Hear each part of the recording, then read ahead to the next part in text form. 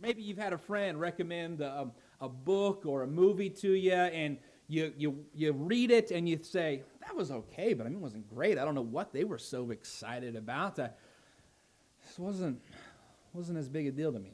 And you're a little disappointed. In Jonah chapter 4, we see that Jonah is let down. And Jonah isn't let down in the sense that something he was hoping would be special wasn't that special. Rather, Jonah is upset. And for you to appreciate him being upset with everything that's happened, you need to really get a grasp on what has brought Jonah to this moment in chapter 4. So let me just be clear and review for you really quick. Jonah chapter 1, God comes to Jonah. He says, Prophet Jonah, I want you to go to Nineveh and preach to the people in Nineveh. Jonah immediately gets up and does the exact opposite of what God asked him to do. Instead of going to Nineveh, he goes down to Joppa, gets on a boat that will take him to Tarshish, which is in the opposite direction. And not only is it in the opposite direction, it was as far away from Nineveh as he could possibly fathom to get. Today we might say something like he went to Timbuktu. He was going away from where God wanted to be. He's trying to get away. And so he goes down to Joppa, goes down into this boat, goes down into the hull of this boat, and catches a nap in the bottom of the boat. Meanwhile, the ship is nearly torn apart in the sea because this great storm comes out of nowhere. And the ship's crew is terrified. They're experienced sailors, but they're terrified that their boat is going to be torn apart, so they're throwing everything overboard, trying to make the boat as light as possible. The captain comes down to the hull of the ship to find more stuff to throw overboard, and he finds Jonah sleeping. He says, what are you doing asleep? The boat's about to be torn apart. Come up and pray to your God. Jonah comes up, and they get to talking to him, and they figure out that he is the reason for this storm. That Jonah is the cause for this awful, raging sea that's about to tear the boat to pieces. They try to do a couple of things to make it to shore. They can't make it, so they decide they've got to throw Jonah overboard. And they throw Jonah into the middle of this raging sea.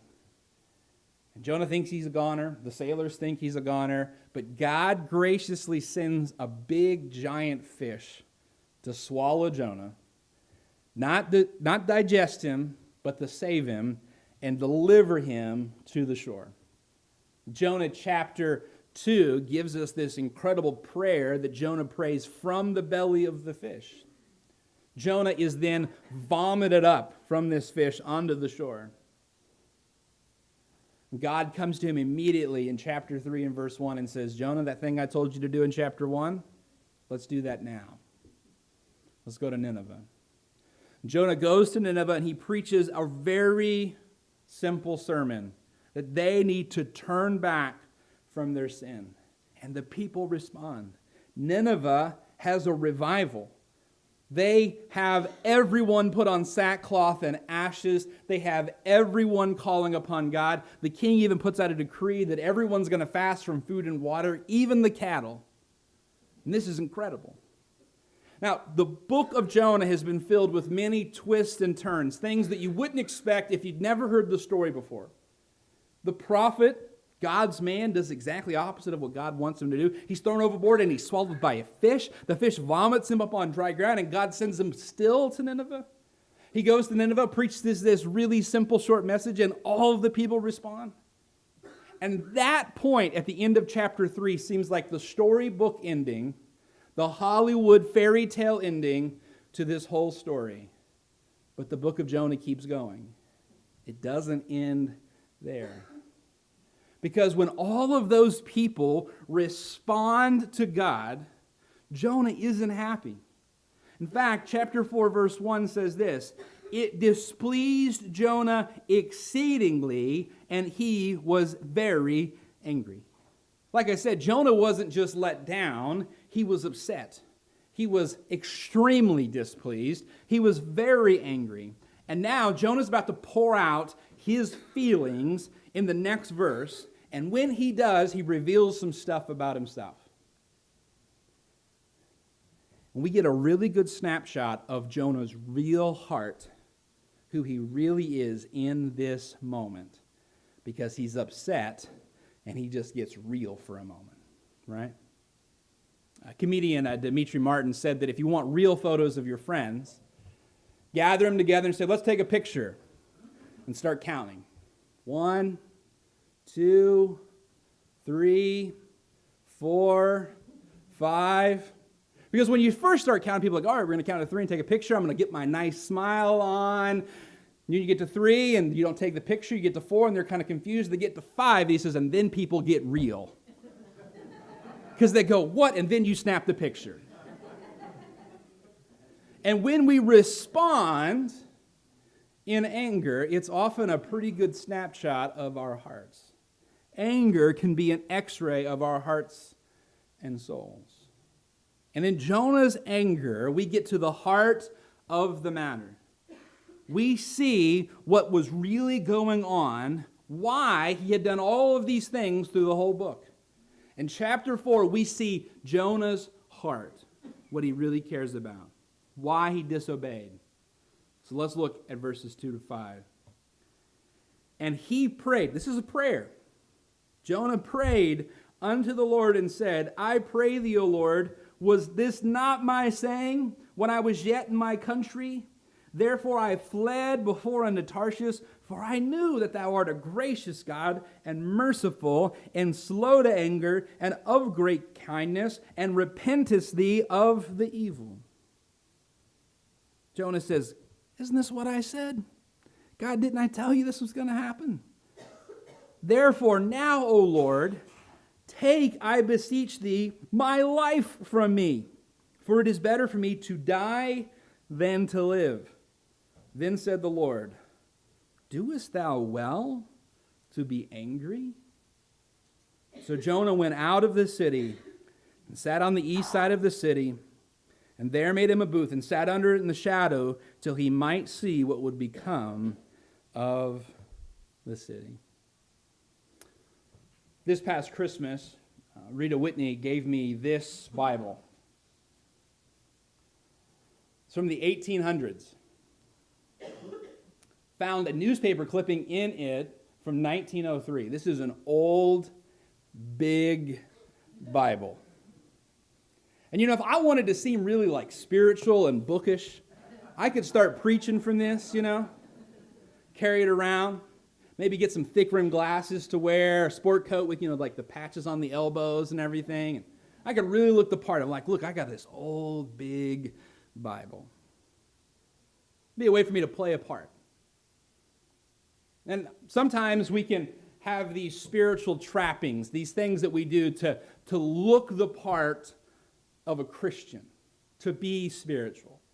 And maybe this morning you didn't carry in the biggest Bible that your family owns, but maybe there were some other things you did to seem more spiritual than you really are.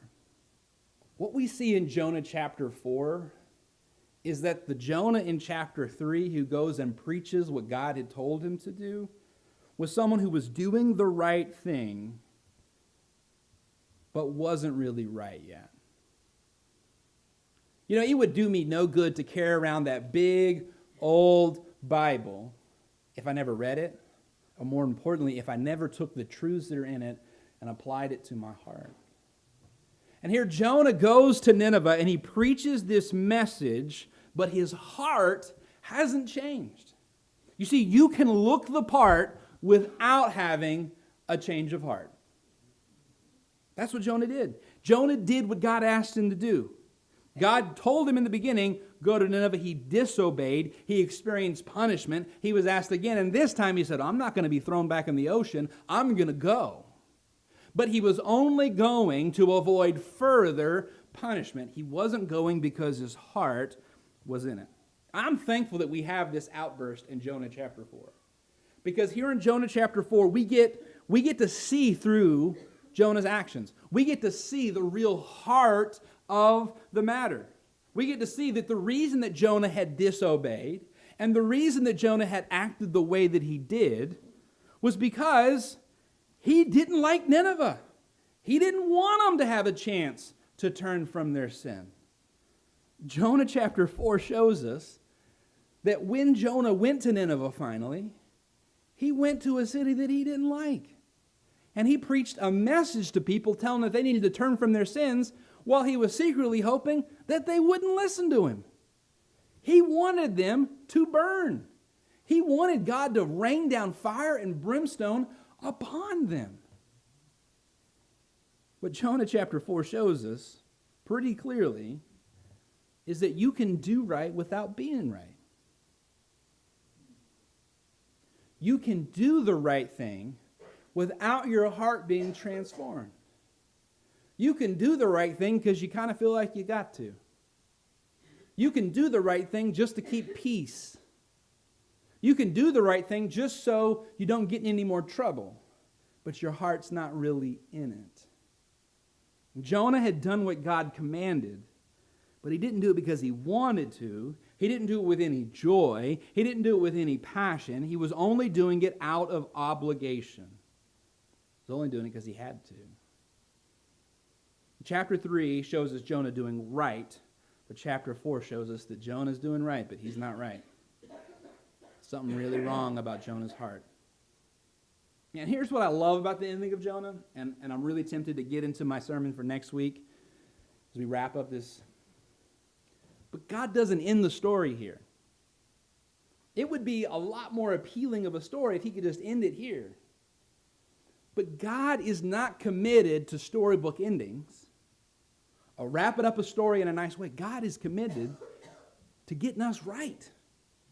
And God was committed to getting Jonah right. And that's what we're going to see next week. But Jonah is real about the condition of his heart, and he's angry because God is showing mercy to the people of Nineveh. He didn't want God to show them mercy. He wanted God to rain down fire upon them. Jonah says, I knew it. I knew it. I knew that you were going to do this, God. God, I knew that you were gracious and merciful, and that if these people repented, that you would show them grace. And I don't like that, God. Now think about that. This is a real irony. Because in Jonah chapter 2, when he's been saved from the depths of the ocean, Jonah is praising God. But in Jonah chapter 4, when God has saved someone else from the depths of their mess, he's angry with God.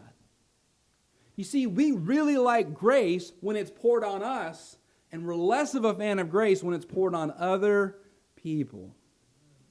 Right? We feel like, yeah, show me mercy, but don't show them mercy. The guy who praised God for his mercy in chapter 2 is crying, yea, scolding against God for his mercy in chapter 4. You see, even in this moment, Jonah felt that his direct disobedience against God was not as big a deal as the sins of the Ninevites. He felt like, listen, God, I know I've had my problems, but at least I'm not like them.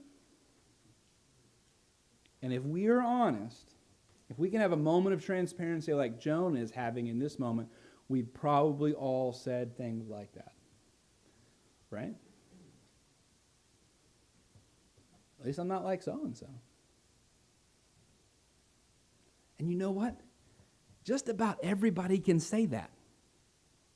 Just about everybody can say, at least I'm not as bad as that guy.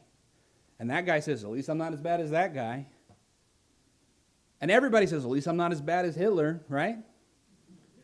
I mean, sometimes we have to look pretty hard, but we can always find someone that was worse off than us.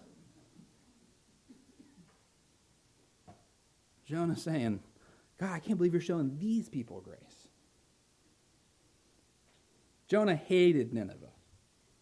He hated the Ninevite people. And if you're feeling a little judgy of Jonah right now, because he's hating these people, he doesn't want God to give them mercy, he wants God to punish them and rain fire down on them, well, you should know Jonah had pretty good reason for hating the Ninevites. They were kind of awful. If you read through history on the Ninevites, they were an incredibly violent group of people. They were known for captives that they took in war, for filleting them in the streets. They were cruel in their punishment of their enemies. In fact, if you look back at chapter 3 and verse 8, when the king says we all need to turn from our sin, he literally says we need to turn from the mischief and violence in our hands. The king is acknowledging the reason that we're about to be punished by God is because we've been so violent and awful. We've been so bad. They acknowledge the fact that they had been horrible. They were terrorists, if you will.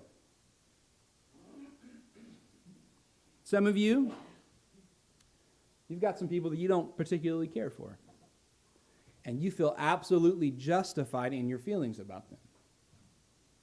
Jonah felt absolutely justified in his feelings about the Ninevites. So much so that he scolds God for being gracious. Now, we have all probably been in a situation where we're pretty sure we're right, and we're willing to argue because we're so sure that we're right. Have you ever been so sure that you're right that you're willing to argue with God about how right you are? That's what Jonah's doing. He's saying, this is a prayer. Jonah prays, I knew this would happen, God. I know that you're gracious and you're merciful and that you would repent from this wicked judgment, punishment that you were going to do. I knew that you would turn from it. That's the reason I didn't want to come, because I knew that you're gracious. I didn't want to show them any grace. Some of you, you feel absolutely justified in your sin. You feel absolutely justified in your racism. You feel absolutely justified in your affair. You feel absolutely justified in your greed. You feel absolutely justified in cheating on your taxes. You feel absolutely justified in the lie that you told. And you've got reasons. Pastor Daniel, the only reason I'm doing that is because of what they did. Pastor Daniel, the reason I'm doing that is, you just don't know my situation. Pastor Daniel, I'm doing that, but I'm making it up for it over here. Jonah felt absolutely justified in the sin that he was committing. Nobody feels completely unjustified in their hatred. Nobody walks around saying, yeah, I hate so-and-so, and I don't even really know why. I just hate them. No, they got reasons. They can build an argument why you should hate them too. Jonah felt completely justified in his hatred of the Ninevites. And if you feel justified in your sin, you need to be careful, because those justifications are leading you into further and further sin. Those justifications are leading you further and further down a pathway to destruction. Jonah says, I knew that you were going to do this, God. And his justifications of how awful the Ninevites are and how bad they are and how they don't deserve God's grace and God's mercy leads him to the point where he puts his finger in God's face and says, I knew that you're going to do this. You see, the end result of blaming others for our sin is that eventually we find fault with God. Think about Adam and Eve in the garden. God places them in this beautiful paradise. Don't eat of this one tree. And they mess up, right? They eat of that one tree. And God comes looking for them. He calls for Adam. Adam is hiding. God says, Adam, why did you hide? Because I ate of the tree that I wasn't supposed to, God. Adam, why did you eat of the tree? And who did Adam blame? He blamed Eve, right? And he started a long line of traditions of blaming your spouse.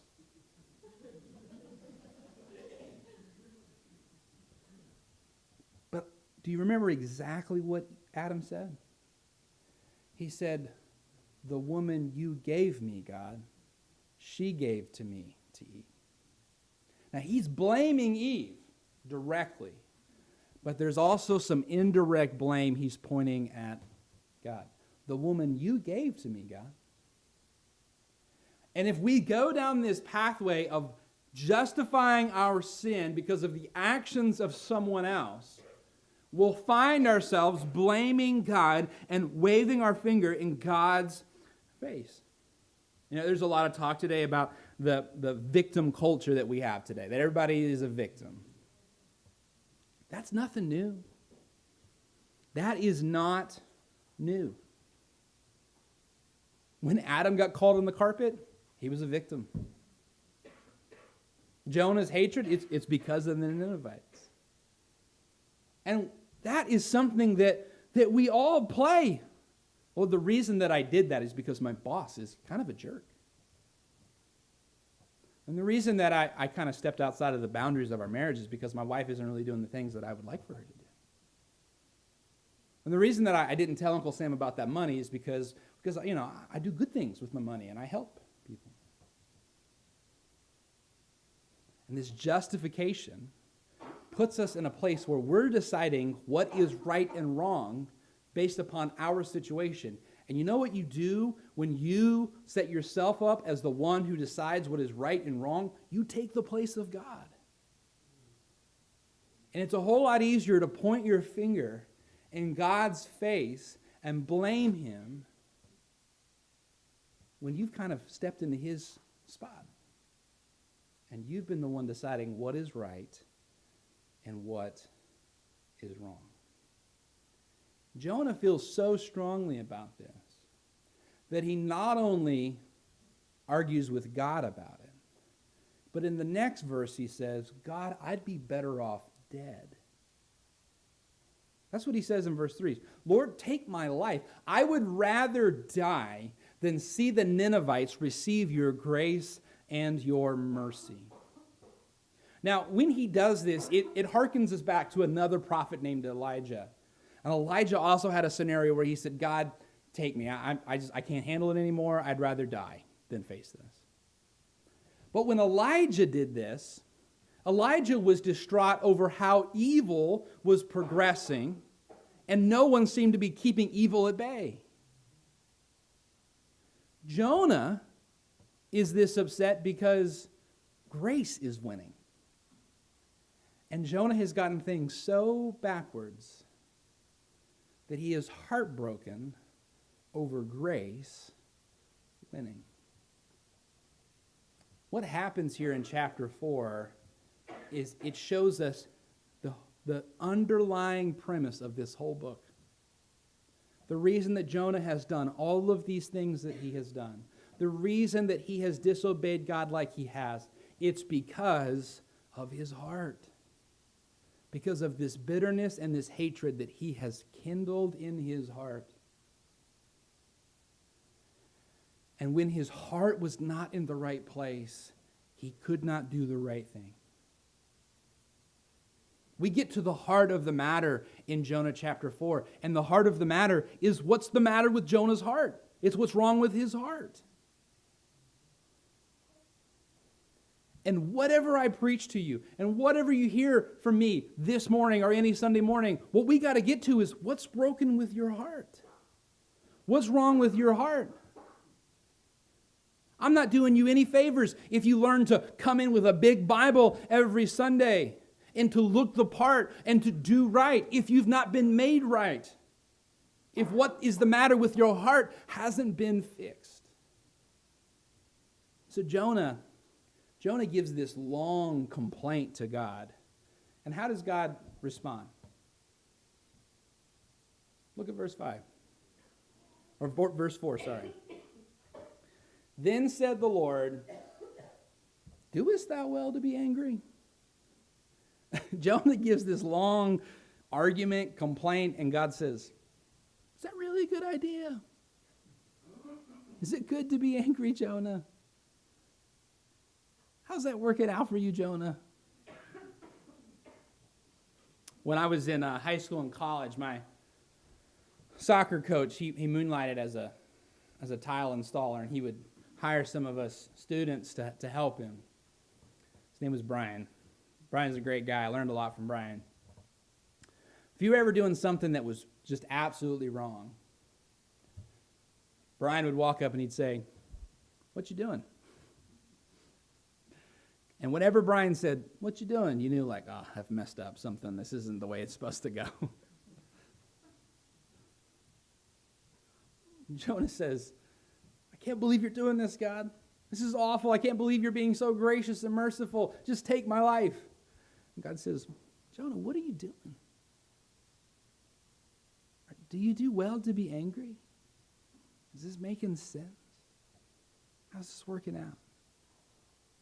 And if you're justifying your sin, if you're justifying how angry you are, if you're justifying the sin that you're practicing, I think God just looks at you and says, how's that working? What are you doing? The end of chapter 4, God makes it pretty clear that he's committed to helping Jonah get right. And that's what God is committed to in each and every one of your lives. But first he asks you, how is this working? Is there something that's missing? Is there something that isn't right? Is there something that is the matter with your heart? And if we'll get honest about that, God will fix what is broken in our hearts. So whatever sin it may be, and whatever justification you may use, God says, is that good? Do thou doest well to be angry? Do thou doest well to be dishonest? Do thou doest well to be greedy? Do thou doest well to be envious? Do thou doest well to cheat? Do thou doest well? Is that working? And if you're willing to admit this morning that it's not, he can make all the difference. We sang earlier about God working on us from the inside out. That's what's got to happen. Jonah went and obeyed God and did what God asked, but there was something still amiss in here. And it may be that you are doing all of the right things. You're doing everything that you've been asked to. You've done everything that you're commanded to, but there's something that's still amiss in here. The reason that the book of Jonah was written was so that Jews who felt so superior in their nationality and in their practices would realize that you can be a Jew and do all the right things and still be a mess. That's the reason that at the beginning of Jonah, the Jewish prophet of God, is the one who's an absolute mess, while the pagan ship's crew is the one that's worshiping God. That's the reason why in chapter 3, it's the pagan Ninevites who have not been followers of God are fasting and praying and calling out to him, and it's Jonah who is upset and crying out. And it may be that you have grown up in church and been around the message of the gospel all of your life, and you've had everything about this life handed to you in tradition, and you've done the right things, but there's something that's still the matter in your own heart. Like Jonah's.